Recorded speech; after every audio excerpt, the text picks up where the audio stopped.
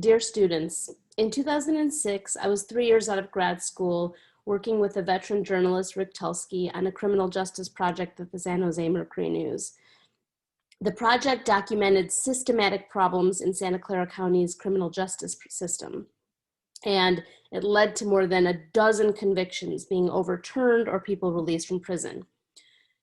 It was amazing to be doing that kind of work at such a young age. And maybe doing that kind of meaningful work may have influenced my reaction when we got some bad news.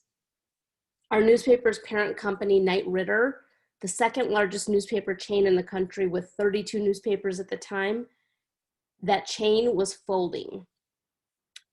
Even though it earned a 16.4% profit margin the year before, more than many other Fortune 500 companies, that just wasn't enough to the investors.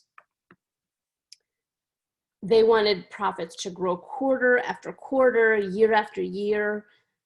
The problem was they saw newspapers as any other product, like tires or candy, to be sold and profited from, not as a public service.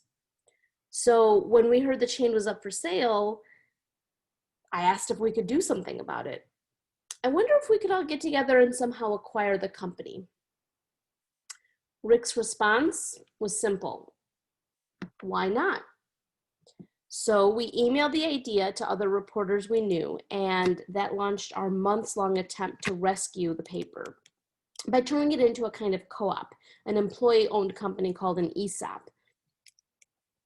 So a team of reporters, mostly those involved with the union, were on board, and the union's executive director, Luther Jackson, he started doing the research, and he even helped us acquire funding for the deal from a grocery store mogul named Ron Burkle and his investment company. We made buttons and bumper stickers. We had the support of hundreds of nonprofits, subscribers, and officials from the area to sign our petition. So you can imagine our disappointment when Knight Ridder turned down our bid. They went with a higher bidder, McClatchy, another huge and even more profitable newspaper chain. But they didn't own the paper for long. They basically sold off the union papers to a chain called Media News or Digital First, which is owned by an investment firm called Alden Global Capital. And Media News Group now apparently owns 98 brands or properties in California, according to its website.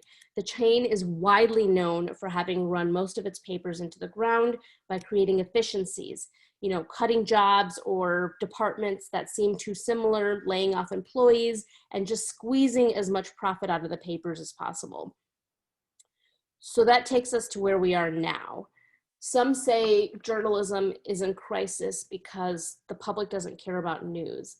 The public is too fickle. Attention spans are too low. I think there's some of that, but I want to challenge you to think about what these newspaper owners themselves have done. What has happened since big chains like Media News do all that they can do to try to make their investors happy and to squeeze profit out of these companies? And, the coverage that is no longer there because of that. They're not having, as much original coverage. They're not having, individual reporters covering all the little towns in the San Gabriel Valley, for instance.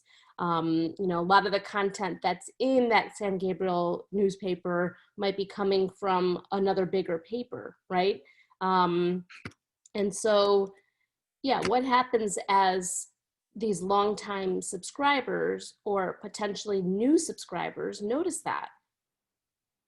Also, if an informed citizenry is critical to democracy, as we've talked about, who should pay for that good information and how much? I'll leave you with those thoughts and we can talk about them in class.